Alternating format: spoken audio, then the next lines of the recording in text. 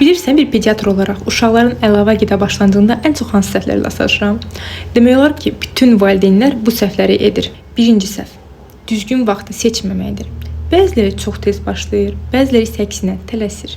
Ən uyğun vaxt təxminən uşağın 6 ay olanda və uşaq buna özü hazır olandadır. İkinci səhv: düzgün olmayan məhsullarla başlamaq. Meyvələr, meyvə şirələri, peçenyelər. Ən yaxşısı tərəvəz püreləri və ya kaşalardır. Üçüncü səhv: tələsməkdir. Hər gün yeni məhsul və sonra uşağın allergiya reaksiyası nəyə görədir bilmək olmur. Dördüncü səhv: uşağı məcbur edərək yedirməkdir. Əlavə qida nə qədər yedi yox, yeməklə tanışlıqdır. Beşinci səhv: ana südünü və ya smisi tez kəsməkdir. Unutmayın, 1 yaşa qədər onlar əsas qidadır uşaq üçün. Və bir də dilimlərdən qorxmayın. 8-9 aydan sonra uşağın çənəsi çeynəməyi öyrənməlidir. Bu çox vacibdir. Unutmayın, əlavə qida stres olmamalıdır. Nə uşaq üçün, nə də ana üçün.